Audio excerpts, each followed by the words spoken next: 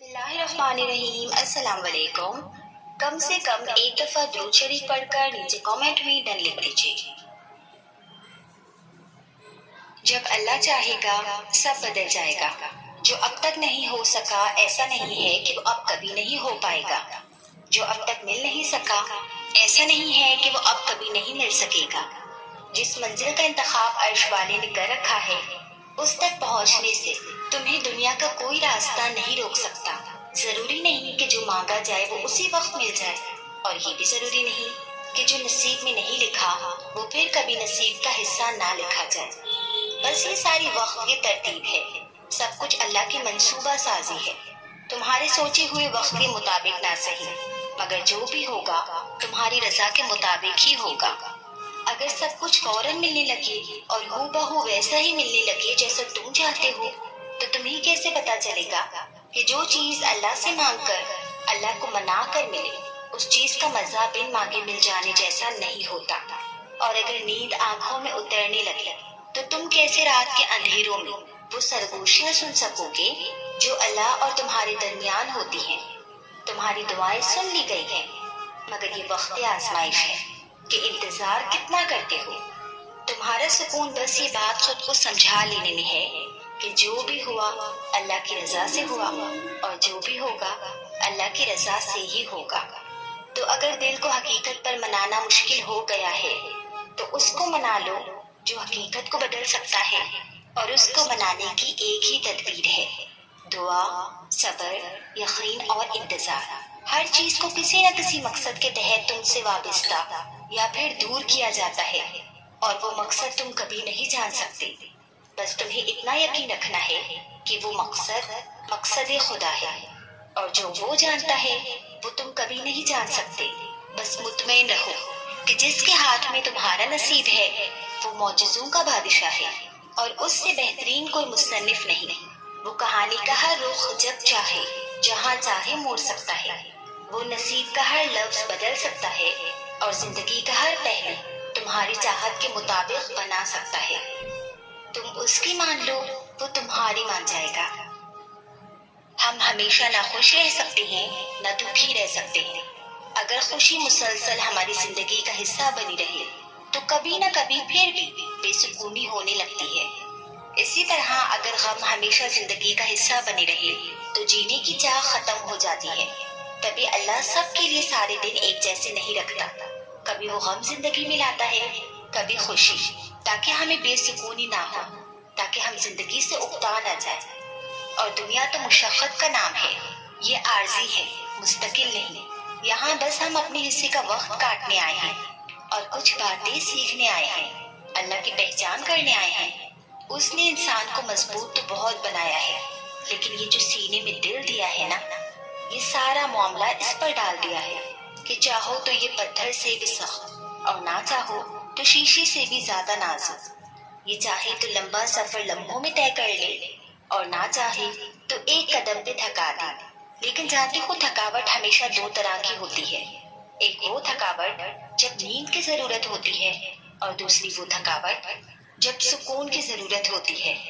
نیند کی تھکاوٹ تو سو لینے کے بعد دور ہو جاتی ہے، لیکن سکون کی تھکاوٹ ختم ہوتے ہوتے صدیاں گزر جاتی ہیں۔ اور یہ تھکاوٹ بس تب دور ہوتی ہے جب انسان اللہ کی طرف پلٹتا ہے، جب اللہ کے فیصلوں پہ خوش ہونا سیکھ جاتا ہے، جب اللہ سے محبت کرنا سیکھ جاتا ہے، جب اللہ کو ڈھونڈ لیتا ہے۔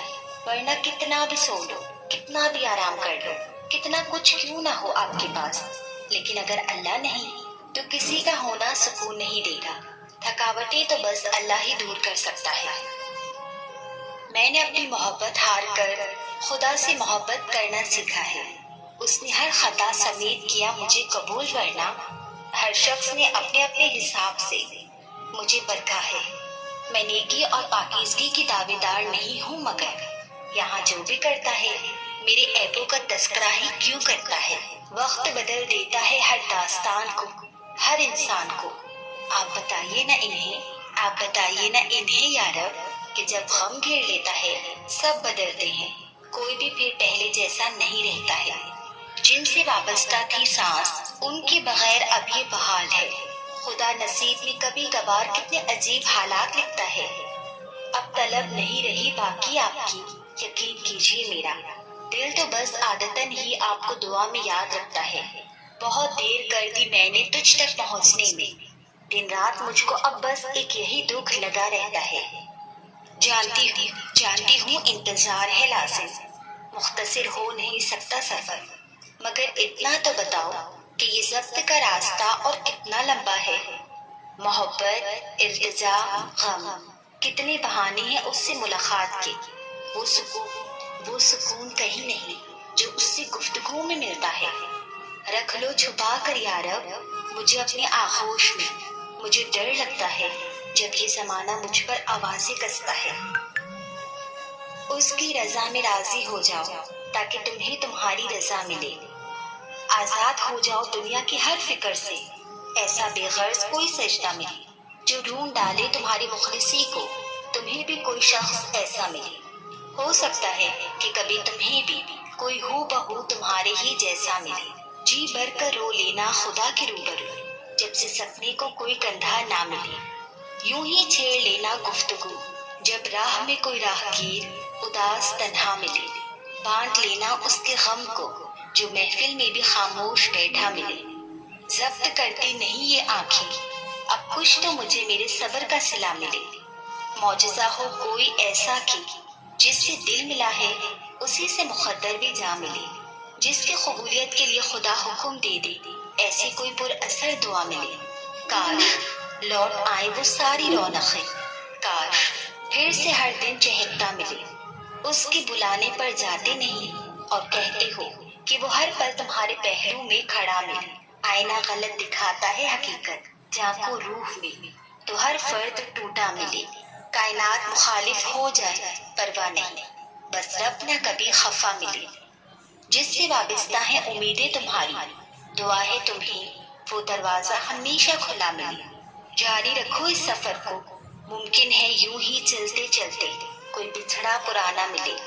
جس کو میلا سمجھ رہی ہو سکتا ہے خدا کی نظر میں وہی پاکیزہ ملے۔ اس کو کیسے بے دخل کرے گی دنیا جسے خدا کی پناہ ملے۔ اس عیب کو عیاں کرنے والے تم کون ہوتے ہو جس کو خدا کی جانب سے پردہ ملے۔ جو مکمل کر دے میری ذات کو، خدا کی قربت کا ایسا حصہ ملے۔ عنوان جس کا وفا ہو، ایسا مختصر قصہ ملے۔ اس سے بڑھ کر خوش نصیب کوئی نہیں جس کو ایسا بہانہ ملے کہ بے قراری تہجد تک لے جائے اور خدا سے وہ روزانہ ملے۔ میں قربان اس دکھ پر جس کے اختتام میں خدا ملے۔ فرماؤں نہ کن کہ اس سلگتے ہوئے زخم کو شفا ملے۔ اب تھک گئی ہوں انتظار کرتے کرتے، اب یا اللہ منزل کا کوئی تو اشارہ ملے۔ یوں بھی ہوتا ہے اکثر کہ دل کو لاکھ سمجھانے کے بعد اور بے شمار ضبط کرنے کے بعد بھی دل تھکنے لگتا ہے۔ یوں محسوس ہوتا ہے جیسے اب کوئی راستہ باقی نہیں رہا، جیسے سب ختم ہو گیا، جیسے اب کچھ بھی بدل نہیں رہا۔ شاید ہم تب تکلیف کے اس آخری حد پہ ہوتے ہیں جہاں یا تو معجزوں کی شدت سے طلب ہوتی ہے یا آخری سانس کے ٹوٹ جانے کا ڈر ہوتا ہے۔ تب دل مصلحتوں کو جاننے پر بھی آمادہ ہوتا ہے اور انہیں تسلیم کرنے سے بھی گھبراتا ہے، اور اس گھبراہٹ میں کھو کر ہم بھول جاتے ہیں کہ وہ ایک ذات جو ہمیں یہاں تک لائی ہے اس نے آگے کی بھی منصوبہ بندی کر رکھی ہے، اور جہاں صبر ساتھ چھوڑ دیتا ہے وہاں اللہ کن سے نواز دیتا ہے۔ وہ ماضی دیکھ کر نہیں، نیت دیکھ کر عطا کرتا ہے۔ وہ یہ نہیں کہتا کہ اب دوبارہ سے کیوں آئے ہو، وہ تو کہتا ہے کہ اب آ ہی گئے ہو تو میرے پاس بیٹھ جاؤ۔ وہ یہ نہیں کہتا کہ پھر سے وہی کہانی لائے ہو، وہ تو کہتا ہے اب لے آئے ہو تو تسلی سے ساری کہانی سناؤ۔